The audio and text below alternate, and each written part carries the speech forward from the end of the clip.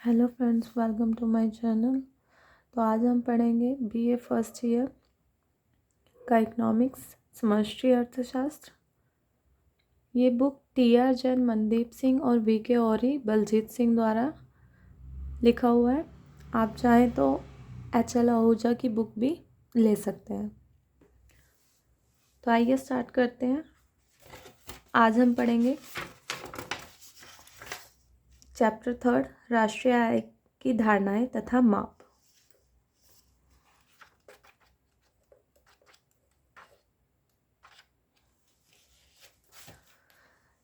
Chapter 3 है हमारा राष्ट्रीय आय की धारणाएं तथा माप।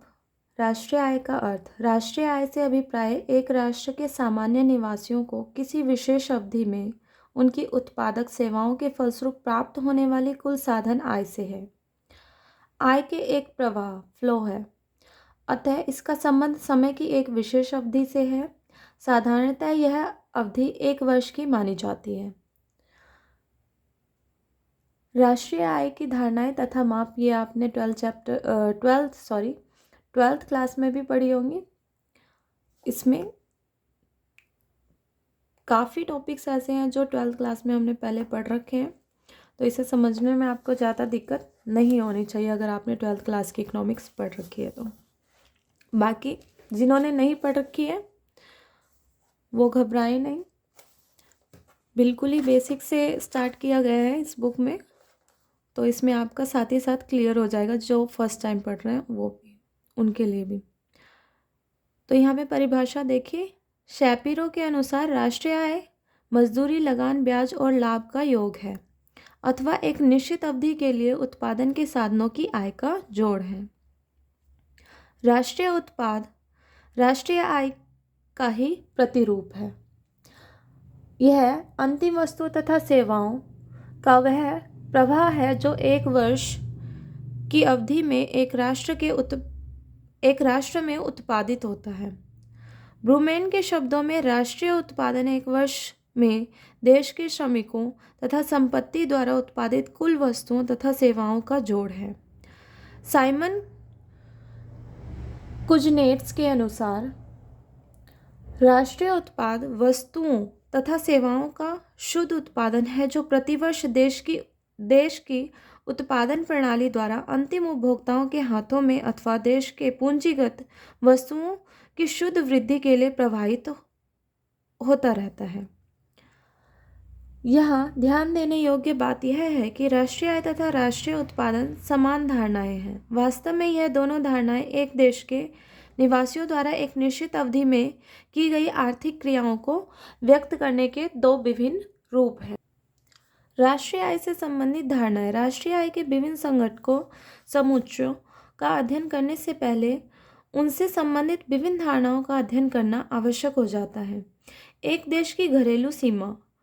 साधारणतः किसी देश की घरेलू सीमा से अभिप्राय उस देश की राजनीतिक सीमाओं से होता है, परंतु राष्ट्रीय आय का लेखा के दृष्टिकोण से घरेलू सीमा शब्द का प्रयोग विस्तृत अर्थों में किया जाता है। इसके अंतर्गत निम्नलिखित तत्वों को शामिल किया जाता है: देश की राजनीतिक सीमा, समुद्री सीमा सहित। किसी देश के निवासियों द्वारा दो या दो से अधिक देशों के बीच चलाए जाने वाले जलपोत तथा हवाई जहाज। उदाहरण के लिए भारत की शिपिंग कॉरपोरेशन के भारत तथा मिस्र या इंग्लैंड के बीच चलने वाला जहाज अथवा एयर इंडिया के विभिन्न देशों की उड़ान भरने वाली हवाई जहाज भारत की घरेलू सीमा के ही अंग हैं। अंतर्राष्ट्रीय जल सीमा में चलने वाली किसी देश के निवासियों की मछली पकड़ने की नौकाएं, तेल तथा प्राकृतिक गैस का पता लगाने तथा निकालने वाले जहाज आदि। दूसरे देशों में स्थापित दूतावास, सैनिक अड्डे आदि। किसी देश के सामान्य निवासी। किसी देश के सामान्य निवासी उन व्यक्तियों को कहा जाता है जो साधारणतः किसी देश में रहते हैं तथा जिनकी मुख्य कारोबार उसी देश में केंद्रित होता है। किसी देश में रहने की अवधि 1 वर्ष या उससे अधिक होनी चाहिए। इस संबंध में निम्नलिखित बातों को ध्यान में रखना चाहिए। सामान्य निवासियों से अभिप्राय केवल व्यक्तियों से ही नहीं बल्कि संस्थाओं से भी है। किसी देश का सामान्य निवासी होने के लिए उस देश का नागरिक होना आवश्यक नहीं है। एक व्यक्ति किसी देश का सामान्य निवासी हो सकता है तथा किसी दूसरे देश का नागरिक हो सकता है। उदाहरण के लिए, यदि कोई भारतीय 1 वर्ष से अधिक समय से अमेरिका में रह रहा है तथा वहां व्यापार या नौकरी कर रहा है, परंतु उसने भारत की नागरिकता नहीं छोड़ी है, तो उसे अमेरिका का सामान्य निवासी कहा जाएगा, परंतु वह अमेरिका का नागरिक नहीं कहलाएगा। उसे भारत का ही नागरिक कहा जाएगा। किसी देश में स्थित अंतर्राष्ट्रीय संस्थाओं जैसे विश्व स्वास्थ्य संगठन WHO, अंतर्राष्ट्रीय मुद्रा कोष IMF आदि को उस देश का सामान्य निवासी नहीं माना जाता, परंतु उस संस्था में काम करने वाले स्थानीय नागरिकों को तथा अन्य देशों के नागरिकों को जो 1 वर्ष से अधिक समय के लिए वहां काम कर रहे हैं, उस देश का सामान्य निवासी माना जाएगा।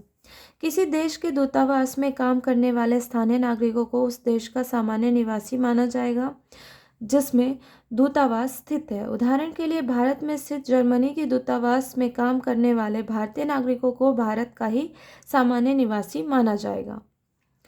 निम्नलिखित व्यक्तियों को सामान्य निवासी नहीं माना जाता: 1 वर्ष से कम की अवधि से रहने वाले विदेशी। उदाहरण के लिए, भारत में 1 वर्ष से कम की अवधि के लिए शिक्षा पाने वाले विदेशी विद्यार्थियों को भारत का सामान्य निवासी नहीं माना जाएगा। विदेशी जहाज़ों पर काम करने वाले व्यक्ति तथा 1 वर्ष से कम की अवधि के लिए काम करने वाले विदेशी श्रमिक या व्यापारिक यात्री आदि। किसी दूसरे देश के कर्मचारी, कूटनीतिज्ञ तथा सुरक्षा सेवाओं के सदस्य। किसी देश में अंतर्राष्ट्रीय संस्थाओं के विदेशी नागरिक जो 1 वर्ष से कम समय के लिए रहते हैं। सीमा पर रहने वाले व्यक्ति जो प्रतिदिन किसी पड़ोसी देश में काम करने के लिए उसकी सीमा को पार करते हैं। इन व्यक्तियों को उस देश का ही सामान्य निवासी माना जाएगा जहां वह रहते हैं, न कि उस देश का जहां वह काम करते हैं। मूल्यह्रास या स्थायी पूंजी का उपभोग। उत्पादन प्रक्रिया के अंतर्गत स्थायी पूंजी जैसे मशीनों का प्रयोग होने से उनकी टूट-फूट होने के कारण तथा उनका अप्रचलन होने के कारण उनके मूल्यों में जो कमी होती है, उसे मूल्यह्रास या गिरावट अथवा स्थायी पूंजी का उपभोग कहा जाता है। अतएव मूल्यह्रास या स्थायी अचल पूंजी के उपभोग से अभिप्राय एक लेखा वर्ष में सामान्य टूट-फूट, अनुमानित अप्रचलन तथा आकस्मिक हानि की समस्या दर के कारण स्थायी पूंजी के मूल्य में होने वाली कमी है। अतएव मूल्यह्रास या स्थायी स्थिर अचल पूंजी के उपभोग के 3 मुख्य कारण हैं। सामान्य टूट-फूट। हम जानते हैं कि प्रत्येक अर्थव्यवस्था में वस्तुओं तथा सेवाओं के उत्पादन के दौरान मशीनों, यंत्रों, फैक्ट्री की इमारत आदि पूंजीगत वस्तुओं की टूट-फूट होती है। इसके फलस्वरूप उनके मूल्य में कमी आ जाती है। अनुमानित अप्रचलन। तकनीकी या अन्य कारणों से भी कुछ मशीनों का प्रयोग बंद हो जाता है तथा मूल्य कम हो जाता है। मूल्य में होने वाली यह कमी अप्रचलन कहलाती है। अप्रचलन का अर्थ है किसी स्थायी पूंजी के मूल्य में उत्पादन तकनीकी के परिवर्तन के कारण कमी आना अथवा उसके द्वारा उत्पादित वस्तुओं तथा सेवाओं की मांग में परिवर्तन होने से कमी आना। उदाहरण के लिए, कार में डीजल के इंजन का प्रयोग होने के कारण पेट्रोल के इंजन धीरे धीरे प्रचलन से बाहर हो रहे हैं। यह तकनीकी अप्रचलन है। इसी प्रकार टेरालिन के कपड़ों का प्रयोग बढ़ जाने से नायलॉन की मांग बहुत कम हो गई है। नायलॉन के कपड़े बनाने वाली मशीनों का उपयोग कम हो गया है, अर्थात उनका अप्रचलन होने लगा है। इसके फलस्वरूप उनके मूल्य में बहुत कमी होने लगी है। आकस्मिक हानि की सामान्य दर। कई बार पूंजीगत वस्तुओं की आकस्मिक दुर्घटनाएं होती रहती हैं। आकस्मिक दुर्घटनावश उनके मूल्य में कमी आ जाती है। मूल्य में होने वाली इस कमी को ही आकस्मिक दुर्घटना की समस्या दर कहा जाता है। स्थायी पूंजी का उपभोग बराबर सामान्य टूट-फूट प्लस अनुमानित अप्रचलन प्लस आकस्मिक हानि। सकल उत्पाद एवं शुद्ध उत्पाद। सकल शब्द का प्रयोग शुद्ध नेट शब्द की तुलना में विस्तृत अर्थों में किया जाता है। सकल उत्पाद या आय में शुद्ध उत्पाद या आय के अतिरिक्त मूल्यह्रास या स्थायी पूंजी का उपभोग, सामान्य टूट-फूट, अप्रचलन, आकस्मिक हानि की समस्या दर शामिल होता है। अतएव सकल उत्पाद या आय से शुद्ध उत्पाद या आय ज्ञात करने के लिए उसमें से मूल्यह्रास या स्थायी पूंजी के उपभोग को घटा दिया जाता है। यहाँ पे ये समीकरण के रूप में दर्शा रखा है।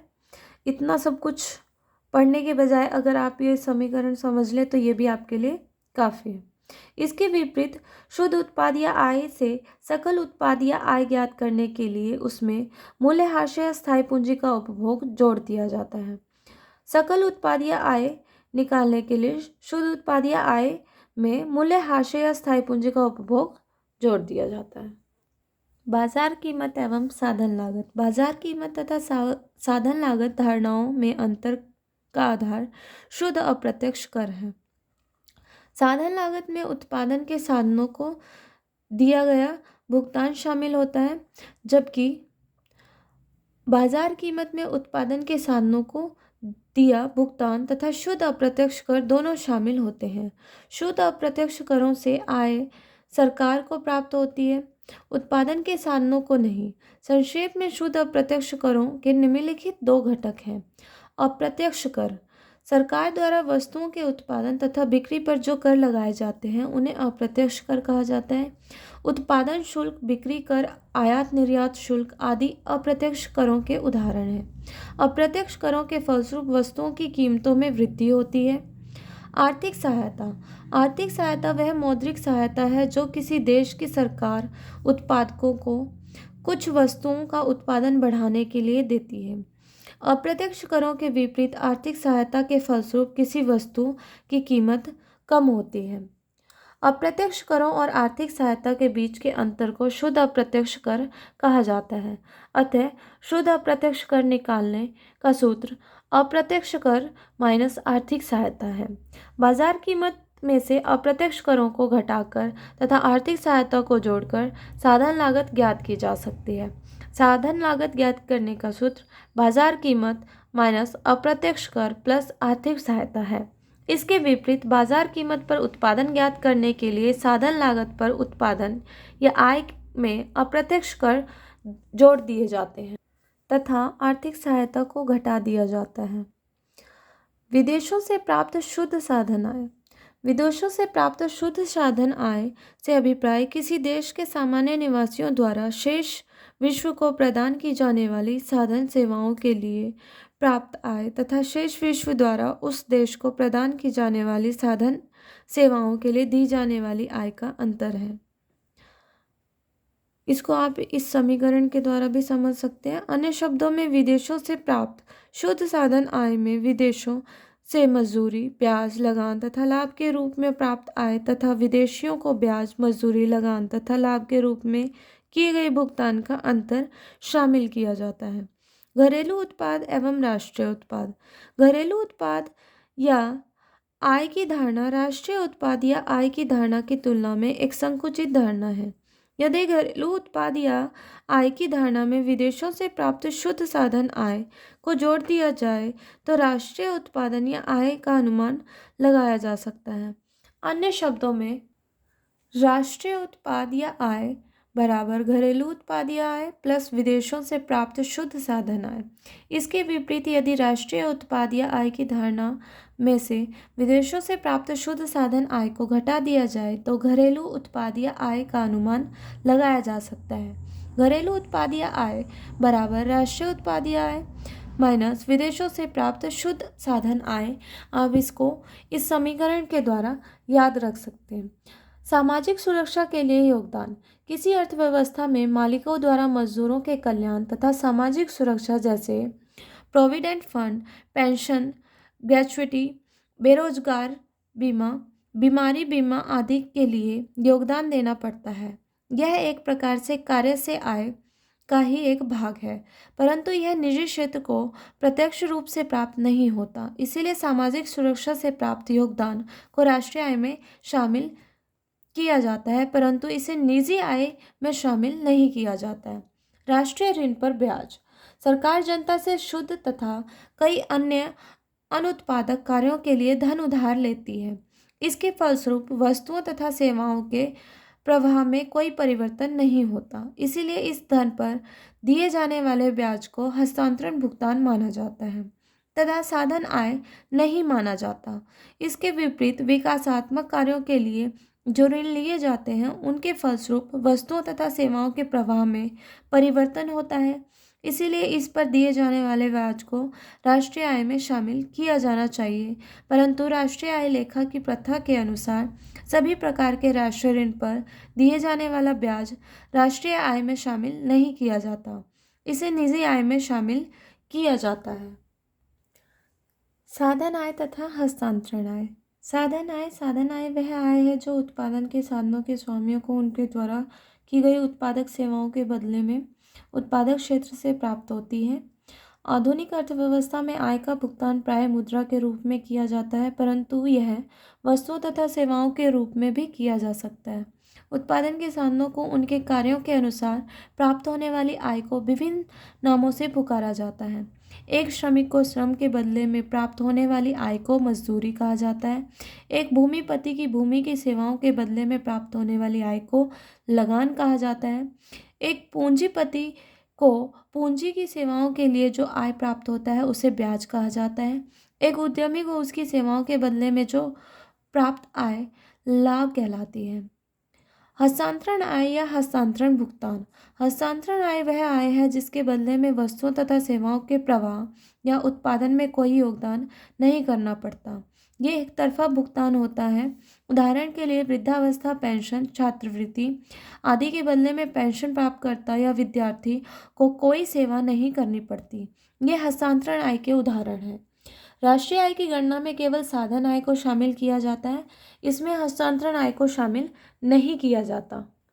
राष्ट्रीय आय से संबंधित समुच्चय। राष्ट्रीय आय के मुख्य समुच्चय एग्रीगेट्स या धारणाएं कॉन्सेप्ट्स निम्नलिखित हैं। बाजार कीमत पर सकल घरेलू उत्पाद, gross domestic product at market price. किसी देश की घरेलू सीमा में एक वर्ष में जितनी भी अंतिम वस्तुओं और सेवाओं का उत्पादन होता है उनके बाजार मूल्य के जोड़ को सकल घरेलू उत्पाद कहा जाता है। परिभाषा। डर्नबर्ग के अनुसार सकल घरेलू उत्पाद की परिभाषा एक लेखा वर्ष में एक देश की घरेलू सीमा में उत्पादित अंतिम वस्तुओं तथा सेवाओं के बाजार मूल्य के रूप में की जाती है। सकल घरेलू उत्पाद का अनुमान लगाने के लिए अंतिम वस्तुओं तथा सेवाओं की मात्रा को उनके बाजार मूल्य से गुना कर दिया जाता है। GDP is equals to P into में क्यू। यहाँ पर GDP मतलब सकल घरेलू उत्पाद, P मतलब बाजार कीमत, क्यू मतलब अंतिम वस्तुओं तथा सेवाओं की मात्रा से है। विशेषताएं। सकल घरेलू उत्पाद की मुख्य विशेषताएं। सकल घरेलू उत्पाद के लिए सकल शब्द इसलिए जोड़ा गया है क्योंकि इसमें मूल्यह्रास या स्थिर पूंजी के उपभोग का मूल्य भी शामिल होता है। इसके अंतर्गत देश की घरेलू सीमा में एक लेखा वर्ष में सामान्य निवासियों तथा गैर निवासियों दोनों के द्वारा किए गए अंतिम उत्पादन के मूल्य को शामिल किया जाता है। वस्तुओं तथा सेवाओं के मूल्य से हमारा अभिप्राय प्रचलित बाजार कीमत से है।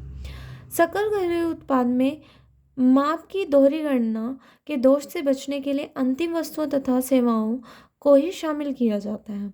सकल घरेलू उत्पाद में केवल नई वस्तुओं तथा सेवाओं के बाजार मूल्य अर्थात संबंधित वर्ष में उत्पादित वस्तुओं तथा सेवाओं के बाजार मूल्य को शामिल किया जाता है।